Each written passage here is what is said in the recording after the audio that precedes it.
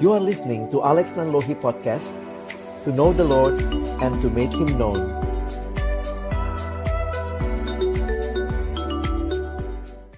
Kita bersyukur kepada Tuhan karena pembinaan semacam ini menjadi seperti sebuah bagian perlengkapan yang Tuhan sediakan. Saya pikir Bapak Ibu sekalian bukan hanya senang dipimpin untuk menikmati berkat Tuhan, pertumbuhan, tetapi biarlah kita juga diberi kerinduan untuk membagikan. Karena itu kita mempersiapkan diri menjadi pemimpin. Malam hari ini dalam tema yang diberikan kepada kita, saya akan coba berbicara tentang filosofi dari kebiasaan seorang murid. Jadi nanti kita akan melihat, saya akan masuk pertama kepada mengapa penting sekali seorang murid bertumbuh. Lalu nanti kita akan melihat bagian selanjutnya adalah tentang disiplin rohani. Ya, yang mungkin juga bukannya baru buat kita. Kita sudah lakukan, kita sudah pahami, dan nanti ke depan akan jadi bagian yang kita juga bagikan. Nah, Bapak Ibu Saudara yang dikasihi Tuhan, saya akan mulai dengan satu pernyataan yang selalu memberikan sebuah pemahaman dasar buat saya tentang apa sih artinya jadi murid, apa sih artinya jadi orang Kristen. Kutipan ini menyatakan bahwa Christianity isn't just a religion, it's a relationship with God through Jesus Christ. Kekristenan bukan sekadar agama, tetapi kekristenan adalah sebuah relasi dengan Allah melalui Yesus Kristus. Karena itulah kalau kita berbicara kehidupan rohani, maka kita perlu memastikan, ya, ini katanya generasi GPS Bapak Ibu, ya. Pastikan posisi kita, ya. Apakah kita ada di dalam Kristus? Apakah kita masih ada di dalam dosa? Manusia lama yang hidup di dalam dosa dan manusia baru yang hidup di dalam Kristus. Itulah satu kenyataan yang menarik tentang kehidupan kita yang sudah mengenal Allah adalah hidup di dalam Kristus. Yohanes 1 ayat 12 menyatakan, Yesus berkata, "Tetapi semua orang yang menerimanya, ya, diberinya kuasa supaya menjadi anak-anak Allah, yaitu mereka yang percaya dalam namanya." Maaf, maksud saya penulis Injil Yohanes, ya, menyatakan tetapi semua orang yang menerima Yesus diberinya kuasa supaya menjadi anak-anak Allah, yaitu mereka yang percaya dalam namanya. Bagi saya ini menarik, ya, sebagaimana seorang anak yang lahir di dalam dunia pasti punya keluarga. Ya, ada papanya, ada mamanya, mungkin ada saudaranya. Tapi yang pasti setiap anak yang lahir ada di dalam sebuah keluarga. Maka ketika kita lahir baru, maka kita juga ada di dalam keluarganya Allah. Nah, ini hal yang menarik untuk kita perhatikan. Ketika kita ada di dalam keluarga Allah, maka Allah sendiri juga merindukan, sama seperti anak yang mulai dari bayi, dia bertumbuh jadi balita, dia menjadi anak-anak, bahkan mungkin nanti jadi remaja, jadi orang dewasa. Maka inilah kerinduan Allah juga sebagai Bapa kita untuk semua kita anak-anaknya. Jadi memang yang paling rindu saudara dan saya bertumbuh itu bukannya Pak Richard saja, ya, bukannya saya saja, tetapi Tuhan sendiri yang paling merindukan saudara terus bertumbuh, Bapak Ibu Saudara terus mengalami pertumbuhan. Tentu kalau kita lihat anak kecil lucu kali, ya, seneng lihat anak kecil. Tapi kalau lihat anak kecil terus, wah, itu tentu tidak menyenangkan. Maka orang tua biasanya akan bawa anaknya ke dokter, kok anak saya nggak bertumbuh. Maka demikian juga Allah Bapa kita merindukan kita menjadi orang yang bertumbuh. Ada satu kutipan yang saya ambil dari buku Purpose Driven Life. Pendeta Rick Warren menuliskan kalimat ini. Banyak orang Kristiani berhenti dalam kondisi bayi rohani karena mereka tidak pernah berniat bertumbuh. Wah, sedih banget, ya. Adakah yang begitu? Kadang-kadang kan kalau kita lihat bercandaan ya, ada orang tua mamanya bilang, aduh anakku jangan cepat besar deh gitu ya. Tetap aja jadi bayi yang lucu, menggemaskan. Kalau sudah jadi anak remaja mulai rebel, mulai melawan begitu. Tapi saya pikir orang tua yang normal ingin anaknya dewasa dan bertumbuh. Nah, betapa sedihnya kalau ada orang yang cuma mau jadi bayi rohani. Cuma mau dipimpin, cuma mau menikmati pembinaan gitu ya. Tapi ketika diminta membagikan, diminta melayani, nah di situ sebenarnya ujiannya. Pertumbuhan rohani kalau kita lihat di sini pada umumnya tidak terjadi secara otomatis. Nah, hal ini membutuhkan komitmen yang dibuat secara sengaja.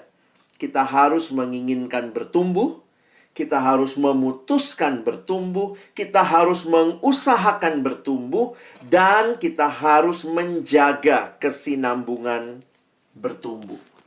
Jadi, kalau kita bicara murid Kristus, maka ini adalah kerinduan Allah kita menjadi murid yang terus bertumbuh. Nah, saya akan mengajak kita melihat beberapa ayat Alkitab yang tentunya juga beberapa sudah familiar buat kita. Kolose pasal 2 ayat 6-7 surat Paulus kepada jemaat di Kolose. Ini adalah jemaat Kristen yang baru yang waktu itu dimulai karena pelayanan Epafras kalau kita perhatikan. Nah, kalimat yang menarik di dalam ayat ini, lihat ayat 6 dan 7. Kamu telah menerima Kristus Yesus Tuhan kita. Tetapi itu bukan akhir kehidupan rohani. Perhatikan kalimat selanjutnya. Karena itu, kalau ada kata karena itu, maka karena kamu telah terima Yesus, karena itu hendaklah hidupmu tetap di dalam Dia. Paulus ini seorang yang sangat kaya wawasan. Dia menggunakan istilah-istilah yang menarik. Coba perhatikan Bapak Ibu sekalian, ada istilah dalam bidang pertanian ya. Hendaklah kamu berakar di dalam Dia. Ada istilah dunia sipil, membangun ya. Dan dibangun di atas Dia. Hendaklah kamu bertambah teguh dalam iman yang telah diajarkan kepadamu. Dan hendaklah hatimu melimpah dengan syukur.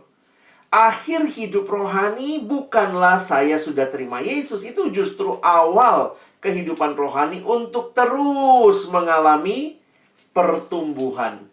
Jadi bertumbuh di dalam Kristus ini menjadi sebuah kerinduan yang harusnya terus dimiliki oleh orang-orang yang sudah terima Yesus. Karena itu di dalam pemuridan pun kita ada tahapan yang kita rindukan ya. Orang-orang yang tadinya mulai dipimpin, sekarang mulai mempersiapkan diri memimpin kembali. Bahkan kemudian bisa menolong orang yang baru percaya, baru memulai, bisa semakin bertumbuh. Nah, kenapa pertumbuhan itu penting, Bapak Ibu sekalian ya? Ada ayat yang saya mau angkat dari kitab Petrus, dan saya ingin mengajak kita melihat kenapa penting bertumbuh. Di dalam 1 Petrus 2 ayat 2. Dan jadilah sama seperti bayi yang baru lahir, yang selalu ingin akan air susu yang murni dan yang rohani, supaya olehnya kamu bertumbuh dan beroleh keselamatan. Bapak Ibu Saudara sekalian, menarik waktu memperhatikan konteks dari surat Petrus.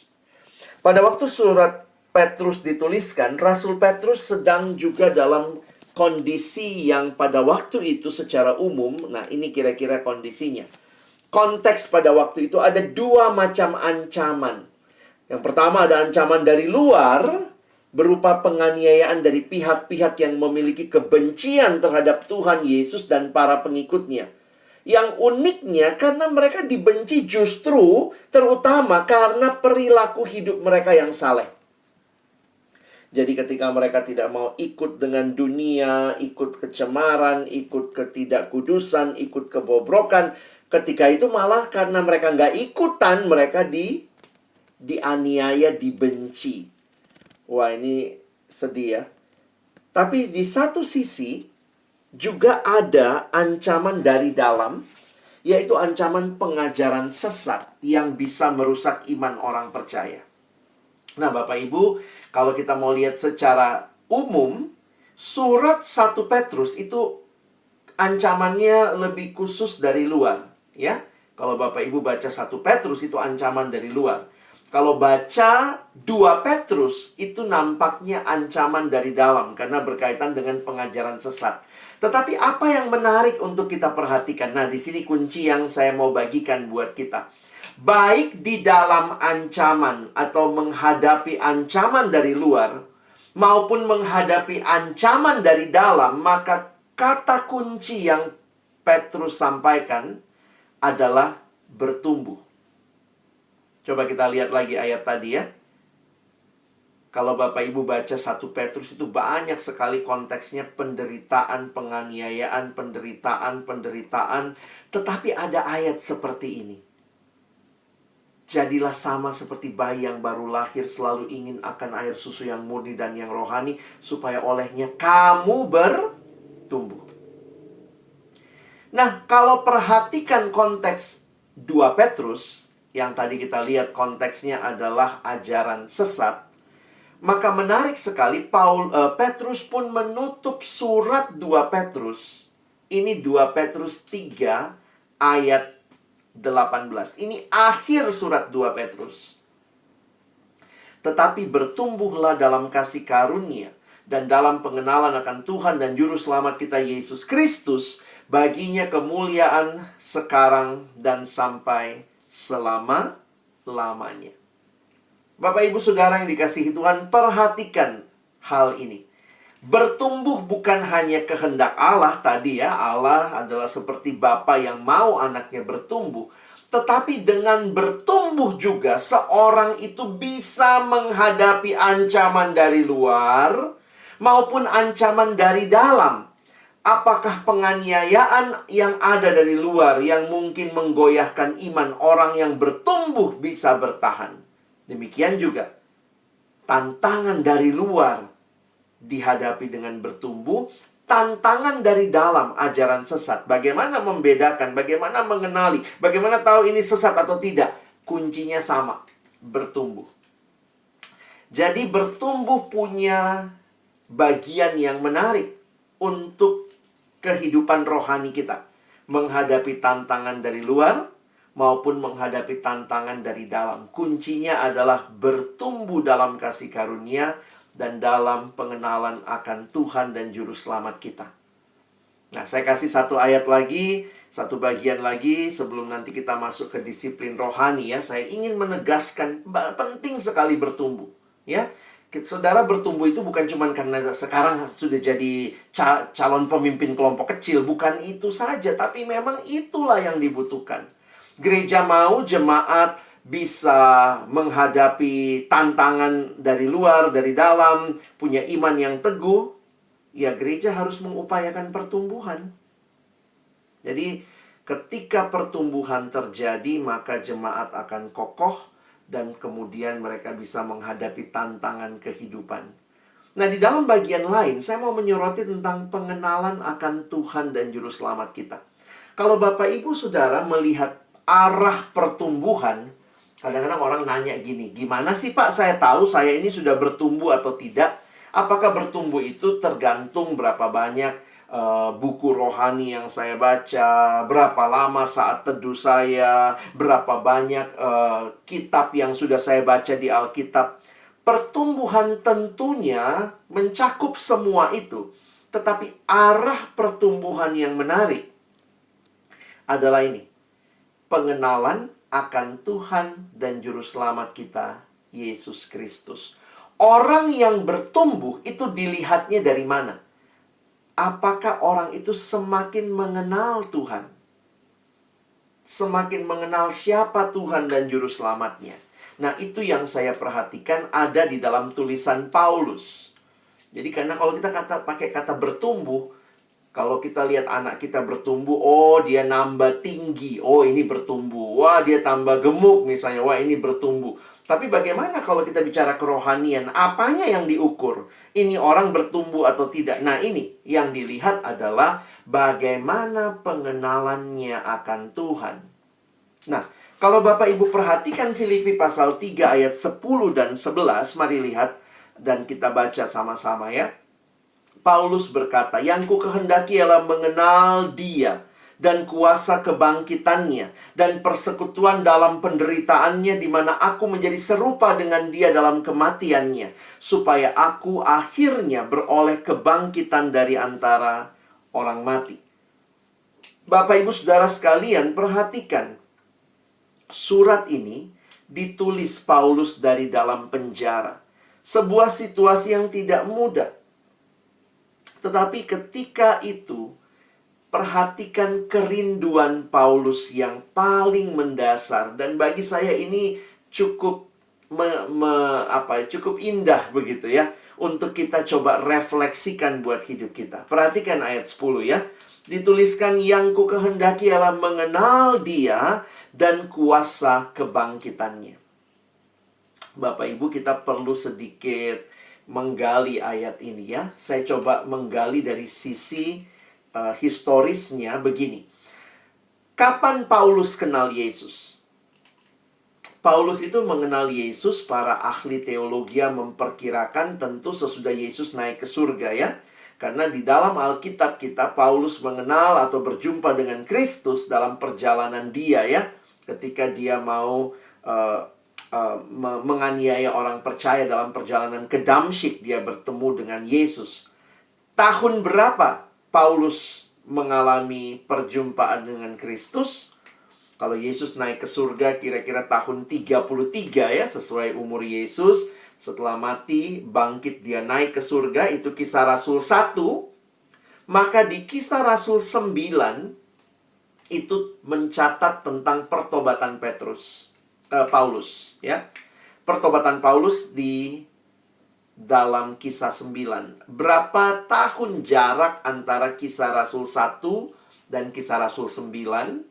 Nah, itu kira-kira berapa lama? Kira-kira 1-2 tahun. Jadi para teolog ada yang memberikan tanggal Paulus berjumpa dengan Kristus di Kisah 9 kira-kira tahun 35. Tahun 35. Nah, oke ya.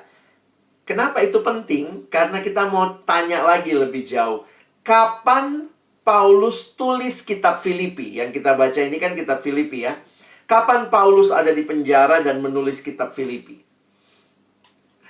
Nah, para ahli lagi ya, kita belajar dari mereka yang coba merekonstruksi. Kira-kira Paulus menulis surat ini tahun 61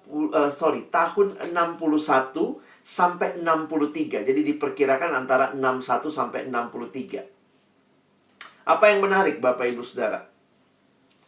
Pertanyaannya begini. Waktu Paulus tulis kitab Filipi, sudah berapa lama Paulus bertobat jadi orang Kristen? Kalau kita pakai perhitungan tadi, kita ambil yang paling gede saja ya. Anggaplah Paulus tulis surat ini tahun 63, dikurang Paulus bertobat kira-kira tahun 35, maka waktu Paulus menulis surat Filipi, Paulus sudah menjadi orang Kristen selama 28 tahun. Sekarang bayangkan di benak Bapak Ibu sekalian ya. Kalau Bapak Ibu jadi orang yang sudah kenal Tuhan 28 tahun, saya coba membayangkan ada koran Filipi Post datang sama Paulus. Lalu kemudian dia bilang, "Paulus, bolehkah saya wawancara saudara?" Lalu Paulus bilang, "Oh ya, silahkan." Lalu kemudian Paulus diwawancara. Lalu wartawannya nanya, "Paulus, kamu sudah 28 tahun bertobat. Bolehkah saya tanya, apa kerinduan utamamu?" Lalu Paulus jawab, Bapak Ibu ya. Apa jawabannya? "Yang ku kehendaki ialah mengenal Dia dan kuasa kebangkitannya dan persekutuan dalam penderitaannya, di mana aku menjadi serupa dengan Dia dalam kematiannya, supaya aku akhirnya beroleh kebangkitan dari antara orang mati." Rasul besar sudah melayani 28 tahun minimal, tetapi kerinduannya tetap seperti seorang anak yang baru kenal Tuhan. Yang dia kehendaki ialah mengenal Dia. Kalau ini yang ngomong anak baru pulang camp remaja, aduh Kak, terima kasih saya di camp remaja kenal Yesus. Aduh saya pulang ini saya makin mau kenal Tuhan. Oh, kita bilang wajar lah, baru cinta Tuhan. Tapi Rasul Paulus sudah 28 tahun kenal Yesus. Dan kerinduannya adalah apa? Aku masih ingin mengenal Dia. Bapak Ibu Saudara, pertumbuhan itu adalah kerinduan mengenal Yesus. Dan ini tidak ada batasnya. Selama kita hidup, murid itu ya terus bertumbuh, terus mau kenal Tuhan. Nggak ada dari kita yang sudah sangat kenal sehingga tidak butuh lagi pengenalan akan Tuhan. Inilah kerinduan yang harus terjadi di dalam hidup kita terus-menerus. Ini ya, mata kuliah mengenal Yesus ini, mata kuliah mengenal Dia, ini satu-satunya mata kuliah yang tidak ada wisudanya gitu ya. Ini mata kuliah yang SKS-nya nggak pernah selesai. Seumur hidup. Berapa lama Bapak Ibu Saudara sudah kenal Tuhan? Sudah jadi orang Kristen? Apakah kita masih punya kerinduan? Aku mau mengenal Dia. Perhatikan, tujuan hidup Paulus adalah mengenal Allah. Seluruh aspek hidupnya diarahkan untuk mengenal Allah, termasuk pelayanannya. Paulus merindukan dirinya semakin mengenal Allah. Ini pengenalan yang seperti apa? Waktu saya mempelajari ini pengenalan yang lebih daripada sekadar pengetahuan. Lebih daripada sekadar informasi. Tetapi ini pengenalan yang dimulai dalam relasi. Karena dia telah ditebus oleh Tuhan. Dan menarik ya. Ini pengenalan yang sifatnya apa? Transformatif. Pengenalan akan Tuhan membuat kita pun semakin rindu diubahkan untuk semakin serupa dengan Dia. Makanya remaja di Amerika itu pakai gelang ya, namanya dia tulis singkatan WWJD. What would Jesus do? Jadi apa artinya bertumbuh? Bagaimana saya mengukur saya sudah bertumbuh atau tidak? Sederhana. Apakah saya makin serupa dengan Kristus?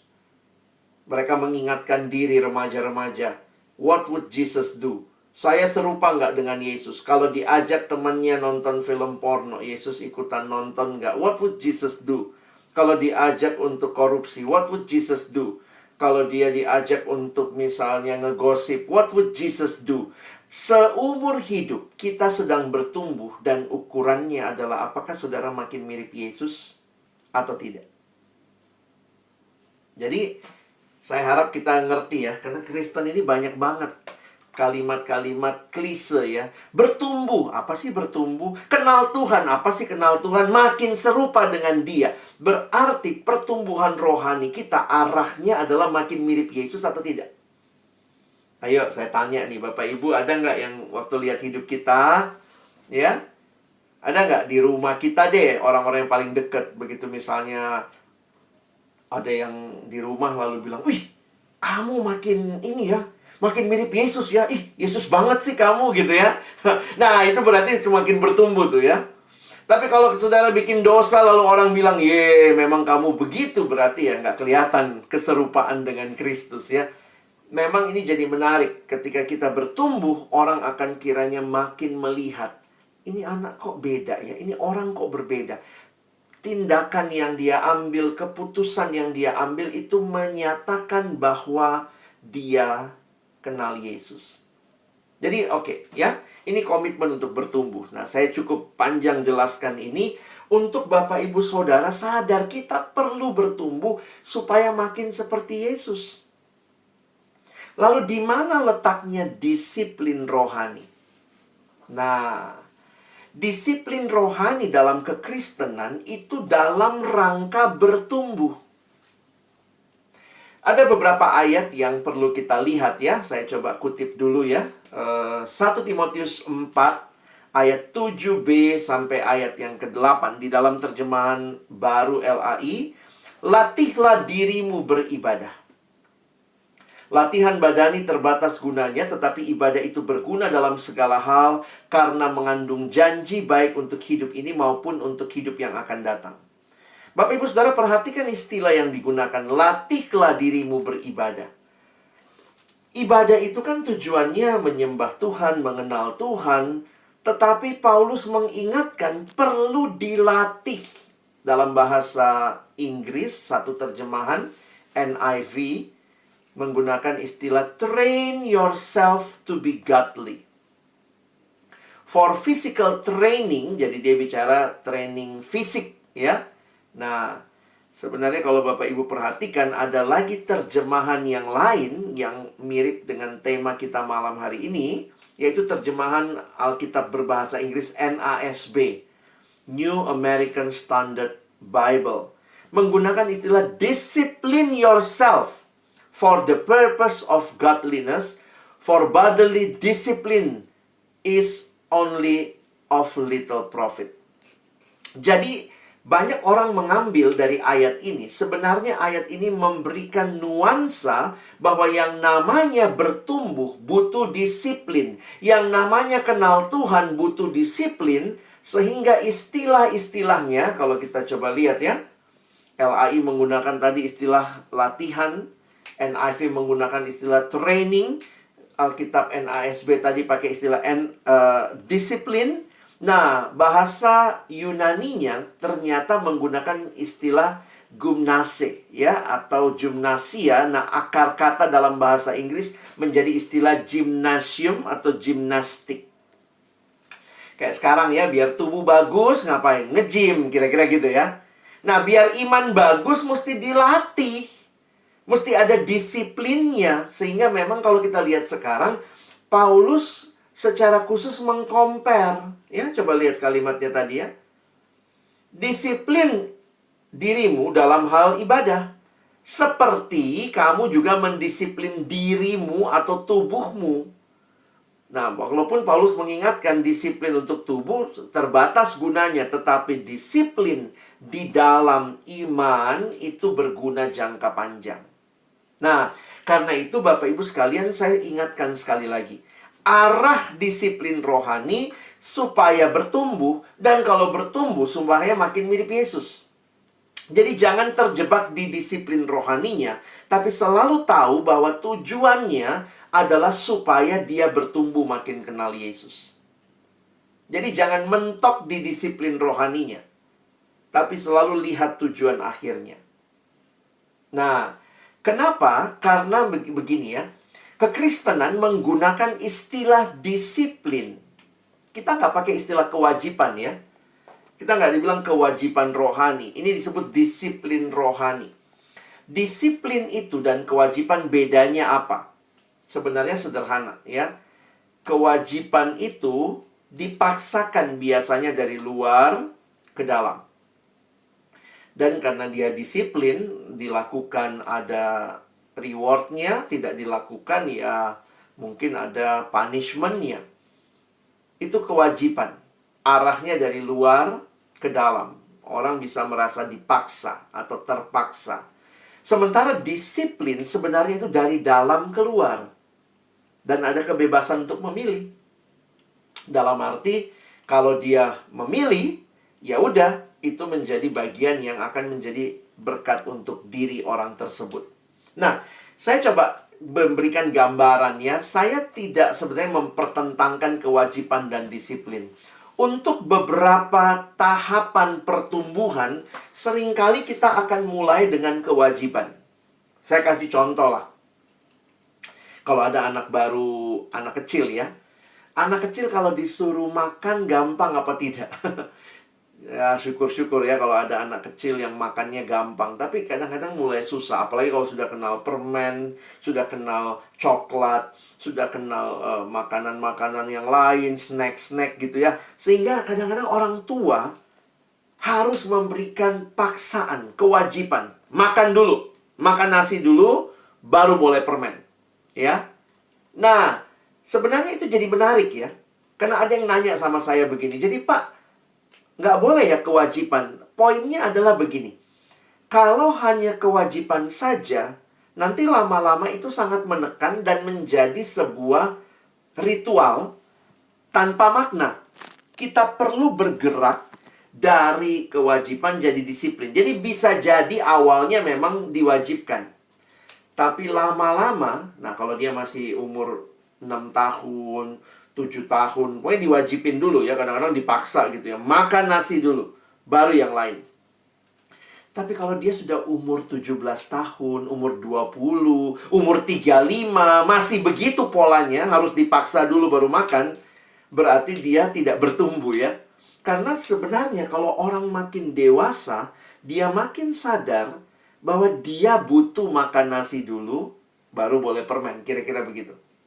Jadi saya tidak menolak ketika ada pemimpin-pemimpin kelompok kecil. Ketika awalnya, misalnya memimpin remaja, wajib saat teduh. Wah, tapi kalau anak itu terus-menerus hanya punya pemahaman kewajiban, tidak bergerak menjadi disiplin.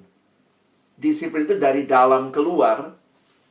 Nah, saya pikir kita juga perlu untuk melihat seperti apa pertumbuhan yang terjadi. Karena ini bukan hanya sekadar bicara kewajiban ya, kita berbicara disiplin. Jadi disiplin, kalau dia makin bertumbuh, dia makin sadar. Saya ingat adik kelompok kecil saya dulu yang saya pimpin. Disuruh saat teduh, nggak saat teduh. Saat teduh itu kan disiplin rohani ya, bukan kewajiban rohani ya, disiplin rohani. Kenapa? Nanti Bapak Ibu dengar cerita saya. Bisa saat teduh nggak? Bisa. Minggu depan ditanya, udah saat teduh nggak? Enggak, Kak. Haha, ketawa-ketawa. Akhirnya saya wajibin gitu ya. Saya bilang, pokoknya minggu depan saya minta catatan saat teduh ya. Apa yang kamu baca, kamu renungkan gitu. Wah, akhirnya dia bikin lah ya. Nah, tapi kemudian saya sekarang mulai juga latih dia. Tanpa saya ingatkan, kamu harus mulai bersaat teduh. Mulai waktu dia gagal lagi, nah saya sekarang mulai kasih pemahaman. Saya tanya sama dia, kalau kamu nggak saat teduh, siapa yang rugi? Tuhan atau kamu? Iya, saya sih, Kak. Nah, jadi disiplin sebenarnya menolong orang itu punya pemahaman, sehingga ketika dia punya pemahaman, kita berharap nanti munculnya dari dalam. Bayangkan kalau semua hal kita wajibkan, aduh sebenarnya kekristenan jadi agama yang nggak menarik ya. Ke gereja wajib gitu ya. Bener sih, kadang-kadang anak kecil kita wajibin. Tapi kalau udah umur 70, 60 masih diwajibkan, berarti saudara nggak paham sebenarnya apa itu kekristenan. Karena kekristenan bicara saya butuh Tuhan, makanya saya datang ke gereja. Jadi disiplin itu lahir dari dalam keluar. Nah, Bapak Ibu sekalian ingat lagi bahwa tujuan akhir disiplin bukan pada disiplin itu sendiri.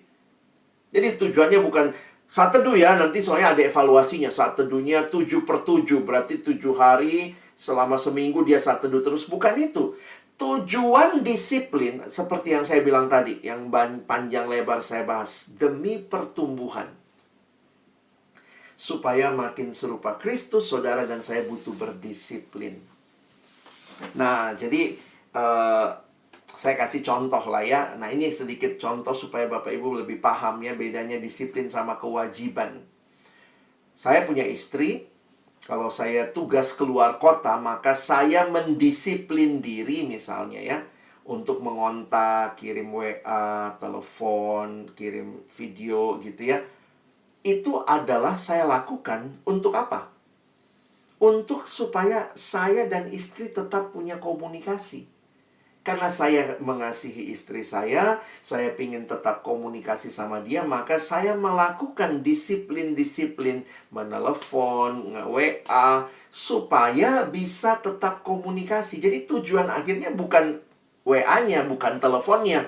Tujuan akhirnya saya makin sayang istri, bukan makin sayang HP, makin sering WA. Bukan WA-nya yang menjadi tujuan akhir, tetapi relasi saya dengan istri saya. Nah, WA itu sarananya. Nah, mohon kita nggak salah ngerti ya. Saat teduh itu bukan tujuannya supaya orang Kristen wajib saat teduh. Bukan cuman itu, tapi tujuan akhirnya supaya kita makin kenal Tuhan, makin bertumbuh. Karena itulah kalau dibalik, kalau kita nggak pernah saat teduh, gimana kenal Tuhannya? Kalau saya nggak pernah nge-WA, saya nggak pernah telepon, saya nggak pernah kirim video call, bagaimana saya makin sayang sama istri saya kalau lagi terpisah jarak gitu?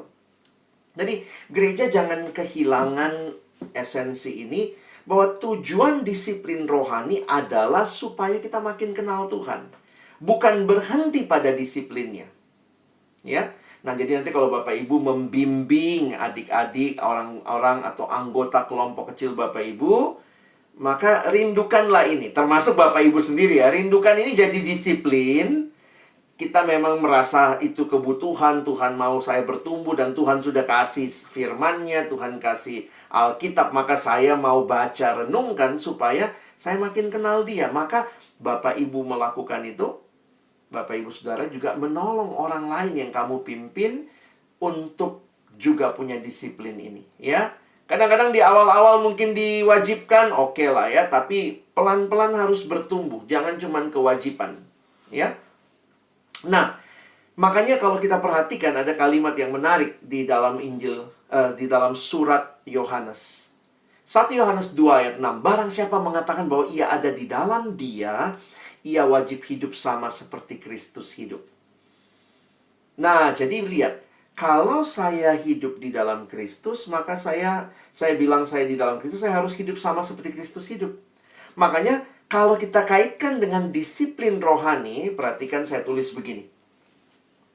Disiplin rohani adalah setiap aktivitas yang bisa membantu kita memperoleh kekuatan untuk menjalani hidup seperti yang diajarkan dan dicontohkan Kristus.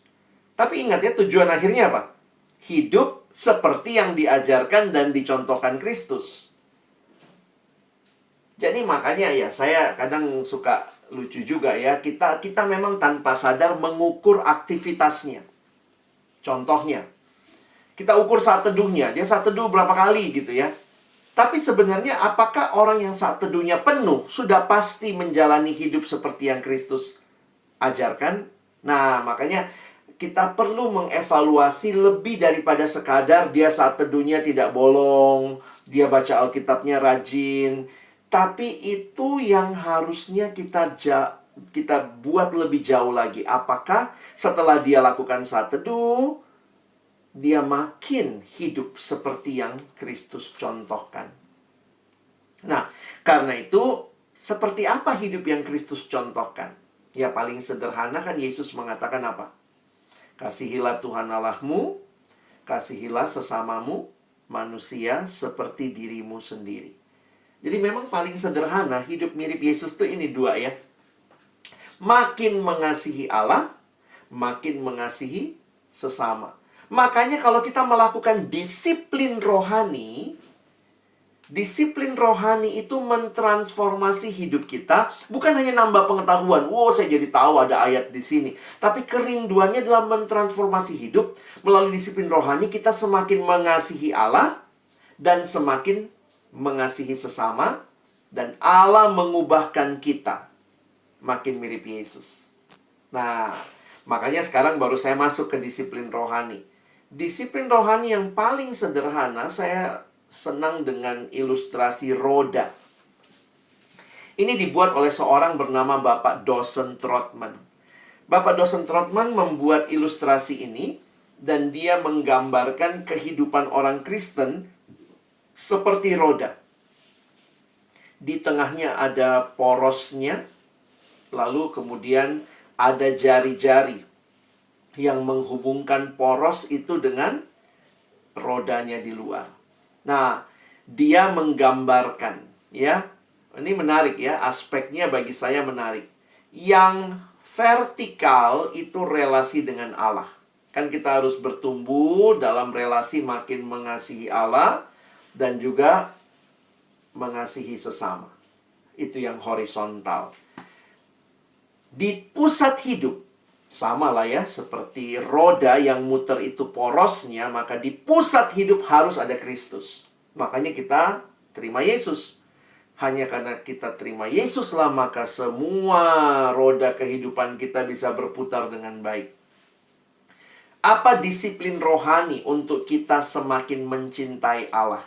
Ada dua ya, yang vertikal. Saya bicara sama Tuhan, namanya doa. Tuhan bicara sama saya lewat firman. Ya. Jadi, Bapak Ibu, Mari kita bangun hidup rohani seperti ini. Makanya kebiasaan orang Kristen ya, ngikutin Yesus. Dia berdoa, ya Yesus nggak baca firman karena dia firmannya ya.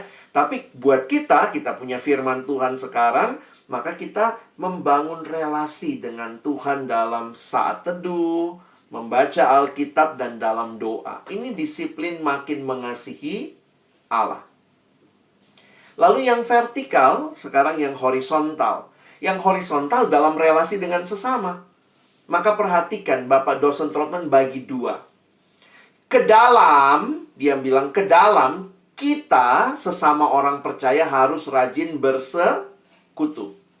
Dan keluar kepada mereka yang belum percaya, kita juga punya tanggung jawab. Apa tanggung jawabnya? Bersaksi. Makanya dia menggambarkan yang horizontal, ke dalam bersekutu. Makanya kita harus rajin ke gereja, itu disiplin rohani ya. Beribadah bersama ya. Dan keluar kita melayani, kita bersaksi. Nah, jadi kalau ini terjadi, kita membangun apa? Ini bukan cuma yang dievaluasi bukan wah dia baca Alkitab, oh dia rajin berdoa, tapi ini adalah membangun relasi dengan Allah dan sesama. Apa sarananya? Disiplin rohani. Ingat tadi ya, aktivitas-aktivitas yang menolong kita bisa menjalani hidup, memperoleh kekuatan untuk menjalani hidup seperti yang Tuhan Yesus ajarkan. Tahu dari mana? Oh, dari Alkitab. Makanya saya baca Alkitab, merenungkan, saya berdoa, saya bersekutu, saya melayani. Nah, makanya kalau ditanya hidup kerohanian kita, saya pikir yang paling dasar ini 4 disiplin rohani lah ya. Yang Bapak, Ibu, dan saya harus bangun dalam hidup pribadi kita dan juga dalam hidup orang yang nanti kita pimpin. Jadi kita tahu nih ya, apa tujuannya nih? Oh, mengenal Allah. Untuk dia bisa kenal Allah, kita tolong. Kamu saat teduh ya, baca Alkitab ya. Kamu doa, kan kamu udah kenal ada Tuhan tuh hidup. Kamu bisa berdoa sama dia. Nah, kita bukan cuma punya kewajiban kepada Tuhan, kepada sesama. Ayo kita datang ke persekutuan. Kita rajin bersekutu. Dan kalau Tuhan beri kesempatan, sekarang kita bukan hanya dilayani. Sekarang kita membagi, kita melayani. Nah, jadi ini disiplin-disiplin rohani yang seringkali kita perlu bangun atau kita harus miliki lah ya dalam hidup yang makin kenal Tuhan. Kalau orang bilang, Pak, ada nggak disiplin rohani yang lain? Sebenarnya buku-buku spiritualitas mencatat banyak sekali disiplin rohani. Tapi saya melihatnya, saya memilih ini sebagai disiplin rohani paling dasar ya. Dari ilustrasi roda yang dibuat oleh Bapak dosen Trotman. Nah, karena itu Bapak Ibu sebagai bagian penutup, kalau kita membangun disiplin rohani, ke atas, vertikal dengan Allah, horizontal dengan sesama, maka kita perlu apa? Nah, ini praktisnya ya. Gampang kan kalau kita tahu, wah saya harus bangun relasi dengan Allah, saya harus baca Alkitab, saya harus berdoa. Maka saya harus ingatkan secara praktis, kita harus memberikan waktu-waktu kita yang berkualitas. Kita perlu waktu yang berkualitas untuk melakukan disiplin rohani. Jadi kalau buru-buru juga, saya pikir ya nggak benar juga ya. Kita harus memberikan waktu untuk beribadah, kita harus memberi waktu untuk melayani, kita harus memberi waktu untuk baca firman, kita harus memberi waktu untuk berdoa. Nah, ada pertanyaan sederhana, apa bedanya sisa sama sisih? Jangan bilang ya sisa pakai A, sisih pakai I gitu ya. Enggak ya. Sisa sama sisih, contohnya begini. Ya, kalau ada makanan, lalu kemudian saya lapar nih. Saya makan. Kenyang, masih ada dikit. Itu namanya sisa. Kalau sisih, dari awal ya. Sebelum makan, dipisahin dulu, disisihkan dulu. Nah, sekarang saya mau tanya Bapak, Ibu, Saudara ya. Lebih terhormat mana? Dikasih makanan sisa atau dikasih makanan sisih? Ya, tentu lebih terhormat dikasih makanan sisih ya.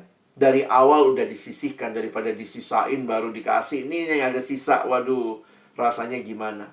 Sekarang pertanyaan yang sama, coba kita refleksikan. Waktu yang Tuhan kasih sama kita. Tuhan mau dong kita juga memberi waktu bagi dia. Nah, waktu-waktu yang kita kasih kepada Tuhan, apakah itu waktu sisa atau waktu sisih? Apakah kita memang benar-benar menyisihkan waktu untuk baca Alkitab, atau kita menyisakan? Kita menyisihkan waktu untuk baca firman, kita menyisihkan waktu untuk berdoa. Nah, saya pikir ini yang perlu kita sama-sama refleksikan. Dari 4 disiplin tadi ya, mana yang kita paling sulit nih? Ada orang yang nggak pernah punya waktu khusus, ya udah waktunya dia selip-selipin gitu ya, sehingga akhirnya pas tahu-tahu udah malam, aduh mau tidur nih, ya udahlah doa bentar lah daripada dikutuk begitu kali ya. Jadi kita nggak menyisihkan waktu untuk hal-hal yang kita tahu itu penting. Jadi kalau saat teduh menjadi membosankan, jadi kalau waktu-waktu doa jadi membosankan, kadang-kadang saya pikir itu bukan masalah Tuhan nggak bekerja ya. Jangan-jangan juga masalahnya ada di sini nih. Kita nggak memberi waktu yang terbaik. Saya kasih contoh begini Bapak Ibu ya. Ini simple, tapi sebenarnya sangat pengaruh kalau kita tidak menyikapi dengan benar. Misalnya, jam berapa berdoa? Kadang-kadang ada orang yang berdoa tuh, misalnya begini, Bapak Ibu tidur jam berapa? Kalau Bapak Ibu tidur jam 10 malam misalnya, berdoanya jam berapa? Ada orang dia tidur jam 10, dia berdoa jam 9.55. Itu jam doa atau jam tidur? Jadi jangan heran, karena dia taruh di akhir, lalu dia mulai berdoa. Wah, sebelum tidur saya mau mendoakan apa? Seluruh dunia. Wah, lalu kemudian dia mulai bicara di 5 menit terakhir kehidupannya malam itu. Wah, dia, Tuhan berkati ini. Tiba-tiba di tengah jalan, nah, saya ngomong apa tadi ya? Nah, pernah nggak doa kayak gitu ya? Kita doa dengan waktu yang kita tidak sisihkan, tapi kita sisakan, akhirnya ya nggak konsen doanya. Tiba-tiba doa, tiba-tiba bengong, tadi ngomong apa ya? Atau tiba-tiba doa panjang banget, aminnya besok pagi. Kenapa? Karena saudara datang di jam tidur. Jadi kalau ada orang bilang, aduh Pak, saya nggak menikmati waktu doa saya. Saya tanya dulu, kamu doanya jam berapa? Kamu tidurnya jam berapa? Jangan-jangan kamu berdoa di jam tidur. Loh, lalu bagaimana? Maka kita mesti atur waktu kita. Contoh misalnya, kita tidur jam 10 malam, kenapa nggak berdoa jam 6 sore? Emangnya ada petunjuk di Alkitab, berdoa harus sebelum tidur? Nggak ada tuh. Kita aja yang bikin. Kalau jam 6 sore, Bapak Ibu masih segar, ya udah ambil waktu berdoa 10-15 menit misalnya. Sesudah doa kan nggak ada peraturan harus tidur. Bisalah lanjutkan kegiatan, aktivitas, ya nonton sinetron mungkin atau apa. Lalu nanti malamnya jam 10 menjelang tidur cuman doa singkat. Tuhan, mau tidur, bangunkan besok pagi. Bukannya kita pulin ke belakang, padahal kita sebenarnya tidak sedang menyisihkan. Mendingan kita kasih waktu di mana kita lagi seger. Jam 6 sampai jam 6 lewat 10 misalnya, atau jam 7 sampai jam 7 lewat 10, kita berdoa, sehingga kita bisa dengan sadar menyampaikan, Tuhan, ini yang saya doakan, ini yang saya gumulkan. Nah, jadi kadang-kadang masalahnya bukan di kesegaran kita, aduh disiplin rohaninya, karena kita nggak beri waktu, kita kasihnya yang sisa. Ya. Padahal ya, kalau Bapak Ibu perhatikan ya, untuk hal yang penting, orang biasanya tuh rela ya. Rela menyisihkan waktu, tenaga, dan uang. Buka toko penting nggak? Oh penting. Disuruh jam berapa? Oh ada jamnya. Kita sisihkan waktu jam 6 dibuka. Sekolah penting nggak buat anak-anak? Penting. Disuruh datang gurunya jam 7, datang kita jam 7.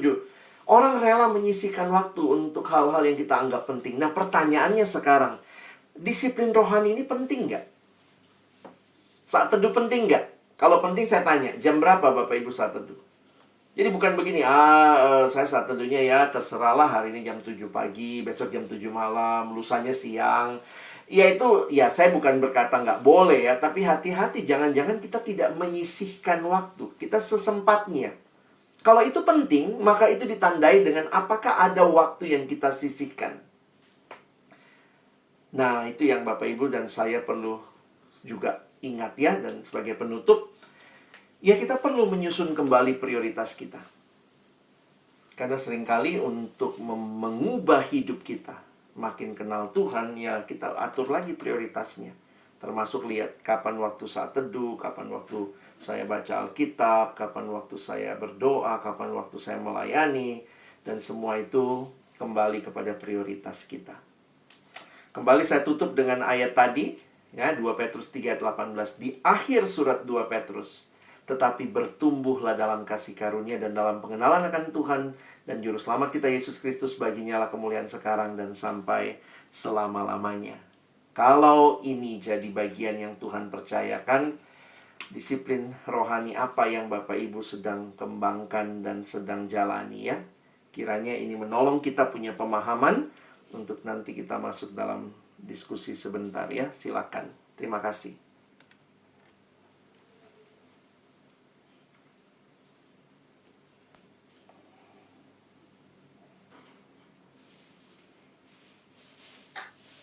Ya, terima kasih untuk Pendeta Alex untuk sesi yang diberikan. Kita akan masuk ke Q&A. Bapak Ibu bisa mengirimkan Q&A. Pak Erwin, apakah ada Q&A yang masuk? Silakan Pak Erwin. Belum ada, Pak. Kita juga ingin menjadi seorang yang bertumbuh dan disiplin itu menumbuhkan. Memang tidak mudah ya Pak Alex ya, waktu menjalankan disiplin seperti itu. Ada pertanyaan masuk, Pak? Ya, silakan. Pertanyaannya, bagaimana melawan kemalasan dan kelelahan habis bekerja? Mungkin kalau saya sih tipsnya yang tadi ya Pak. Sisihkan waktu. Jadi memang kalau kita pertama-tama sisihkan waktu, ya berarti kan sudah ada waktunya. Nah, tinggal nanti kalau kemalasan, ya kita lihat lagi lah ya.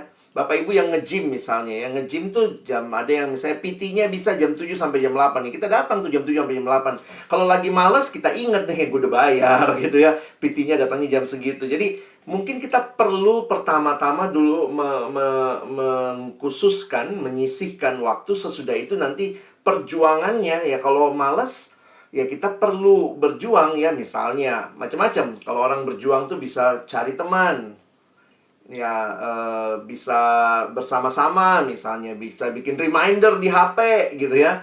Ada cara-cara seperti itu. Tapi ya Bapak Ibu yang paling tahu ya sebenarnya bagaimana melawan kemalasan pribadi kita. Tapi ya seringkali kemalasan karena memang nggak ada waktunya. Ya terserah, mau saat teduh pagi boleh, siang boleh, malam boleh. Jadi akhirnya karena nggak ada waktu, tahu-tahu udah lewat sehari. Besok juga begitu. Nggak sempet pagi, bilangnya siang nggak sempet, malam nggak sempet, lewat lagi hari kedua. Nah kalau udah lewat seminggu, menurut beberapa literatur yang saya baca, membangun kebiasaan, membangun habit, itu minimal butuh 30 hari Bapak Ibu ya. Sampai sebenarnya sebuah habit baru terbentuk. Jadi itu memang mesti tiap hari lakukan. Dan itu ya beberapa orang ada yang pakai ini ya, reminder. Karena beberapa sistem sekarang itu yang lagi diet-diet itu biasanya ngerti ya. Itu kan disiplin tuh, ada waktunya. Jam segini minum, jam segini ngapain, jam segini. Nah kadang-kadang buat rohani itu kita perlu ingat ya, bahwa ketika itu kita lakukan bukan dalam rangka menyiksa diri, tetapi membangun iman kita. Makanya tadi saya kasih tujuannya ya. Kalau kita rindu kenal Tuhan, maka disiplin itu menjadi sesuatu yang menyenangkan. Nah, itu yang kita harapkan sebenarnya. Dan lagi nih, Pak. Iya, silakan, Pak. Apakah sebaiknya aktivis diberi tanggung jawab sesuai disiplin rohani atau pertumbuhannya bukan karena keaktifannya? Bagaimana kita menilai pertumbuhan rohani seorang calon aktivis? Wah, ini pertanyaan yang penting, tapi juga dijawabnya bagi saya cukup sulit ya. Karena memang kita semua ini gampang sekali pencitraan ya. Gampang pakai topeng. Nah, itulah kehidupan kita juga ya. Kita harus sadar itu. Makanya biasanya di dalam perekrutan aktivis, kalau kita menggunakan kelompok kecil sebagai sarana penyaringnya, maka rekomendasi paling utama datang dari pemimpin kelompoknya. Saya pernah punya pengalaman, ada teman, ya kita, itu anak kelompok kecil dia. Kalau kami sih lihatnya, wah orangnya luar biasa, orangnya rajin, semua pembinaan datang. Tapi waktu teman saya sebagai pemimpin, dia bilang, jangan dulu orang ini. dia cuman senang sibuk. Nah, tapi siapa yang paling tahu? Yaitu pemimpinnya ya. Ternyata senang sibuk, tapi saat teduh bolong terus. Ternyata. Nah, itu hal-hal yang saya pikir juga hati-hati. Kita tidak menghakimi, tetapi kita sebenarnya sedang mendorong orang membangun. Nah, memang biasanya begini. Di pelayanan ada juga yang merekrut, bukan yang membina. Sebenarnya kan logikanya seharusnya yang merekrut adalah orang yang membina orang itu. Atau dia yang punya punya rekomendasi yang paling utama lah, walaupun yang lain juga bisa rekomendasi ya, tapi rekomendasi utama saya pikir sebenarnya bukan dari tim perekrutan, tetapi dari pemimpin orang itu dalam kelompok pemuridan. Mungkin itu yang pengalaman yang saya tahu. Ada lagi, Ya. Pak, bersaat teduh dengan belajar firman, apakah bisa disamakan? Sejak online YouTube jadi banyak waktu nonton atau belajar firman melalui YouTube. Wah, ya. Sebenarnya ada beberapa disiplin dalam kaitan dengan firman. Minimal ada 3 yang dasar. Tapi memang saya lihatnya begini ya. Saya sih menganjurkan yang paling utama sebaiknya saat teduh. Karena saat teduh itu kan rutin tiap hari. Nah, ada orang yang menambah dengan Bible reading. Bible reading itu dia membaca misalnya berapa pasal setiap hari. Nah, itu 1 tahun dia selesai membaca seluruh Alkitab. Misalnya kalau 1 hari kita disiplin 3 pasal, maka setahun kita selesai membaca seluruh Alkitab. Nah, itu bisa dilakukan daily, saat teduh, dan juga baca Alkitab. Nah, yang ketiga ada yang namanya PA. Nah, di dalam buku-buku yang biasanya untuk spiritual discipline, PA ini kalau Bapak Ibu bukan hamba Tuhan, maka cukup seminggu sekali. Beda sama saat teduh. Saat teduh tiap hari, Bible reading bisa tiap hari. Tapi kalau PA, maka mungkin seminggu sekali berikan waktu misalnya untuk ber-PA. Nah, itu 3 disiplin dasar dalam kaitan dengan firman. Nah, mungkin tidak semua kita akan bisa lakukan semua. Makanya saya menganjurkan biasakan saat teduhnya ya, yang paling basic ya. Nah, bagaimana dengan sekarang bisa dengar firman di sini, berdengar firman di sana? Nah, saya harus katakan jangan juga tergantung mood. Karena biasanya kalau kita generasi scrolling ya, bagus atau bukan cuma bagus ya, karena itu muncul biasanya pop up ya. Terus kita lihat, kita nonton. Nah, bagi saya lebih baik kita punya sebuah kerutinan yang tetap. Nah, kerutinan yang tetap itu ya bagi saya saat teduh tadi ya. Kalaupun YouTube itu membantu, ya saya pikir itu tambahan ya. Tapi bagi saya biasakan sesuatu yang lebih reguler. Sehingga bagi saya begini, nggak nonton YouTube bagi saya no problem. Tapi kalau nggak saat teduh, bagi saya agak problem. Karena saya mendisiplin diri, disiplin utama saya tuh saat teduh, bukan YouTube. Tapi walaupun sekarang ya Bapak Ibu ini untuk variasi. Karena begini, memang kerutinan itu kadang membosankan. Saya ulangi, jangan takut sama hal rutin. Hidup kita tuh rutin kok. Bapak Ibu rutin makan, rutin minum, rutin bernafas. Tapi kalau masuk kepada kerutinan, itu jadi mungkin bosan. Nah, bagaimana mengatasi kerutinan? Temukan lagi maknanya. Kenapa sih gue makan gitu ya? Kenapa sih gue napas gitu? Nah, itu menolong kita mengatasi kerutinan. Jadi jangan takut sama yang rutin, tapi maknai kerutinan itu. Nah, disitulah saya pikir kalau saya setiap pagi juga sekarang untuk mengatasi kebosanan misalnya, atau bukan kebosanan ya, variasi. Saya saat teduhnya karena saya pakai ODB, saya dengar audionya. Itu jam 5 sudah on di YouTube. Saya dengar audio. Nah, dengar audio sama kita baca kadang ada sedikit beda sense-nya ya. Jadi ya tetap sih ya, saya biasanya baca juga, tapi saya misalnya melatih saya coba dengar gitu ya. Nah, itu menyegarkan juga. Ketimbang kadang baca ngantuk gitu ya. Nah, kadang kuping lebih on ya udah. Ini generasi audio visual ya, kita juga ada di dalamnya. Nah, mungkin itu kali tips-tipsnya sih, Pak. Ada satu lagi nih, Pak Alex. Silakan. Kalau waktu perenungannya melalui SMS, semenit menikmati sabda, apakah sudah termasuk saat teduh atau belum di tengah kepadatan aktivitas yang ada? Ini menarik ya. Bapak Ibu, soalnya gini ya, saya harus katakan memang pertanyaannya Bapak Ibu mau ngasih waktu berapa lama. Nah, itu kan kita yang perlu mendisiplin diri. Ya, wacana-wacana atau siaran-siaran yang ada, entah itu SMS 1 menit atau mungkin dengar Spotify sekarang ya, banyak yang ke sana dengar renungan. Nah, biasakan memang, makanya saya kembali lagi mendasari ya, coba lakukan saat teduh yang standar ya. Standar itu ya versi kita berdoa, habis berdoa baca Alkitab, habis baca Alkitab kita merenung pribadi, habis kita merenung pribadi baru kita baca renungan orang, lalu kita ambil respon, lalu kita tutup dalam doa. Nah, kalau kita ikuti yang begitu saja, bagi saya itu aja sudah kira-kira lebih dari 5 menit, Bapak Ibu ya.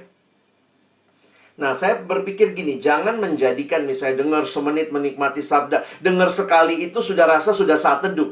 Tapi poinnya adalah di mana bagian kita meresponi firman, bagian kita merenungkan. Jadi itu bisa jadi sesuatu yang mengantar kita kepada refleksi dan perenungan, dan kemudian ada komitmen yang kita ambil. Nah, jadi waktunya juga saya pikir kalau cuma 1 menit ya Bapak Ibu cuma dengar orang yang ngomong aja. Tapi Bapak Ibu sendiri bagaimana interaksi dengan firman dan juga dengan ini ya, komitmen untuk hidup bagi Tuhan.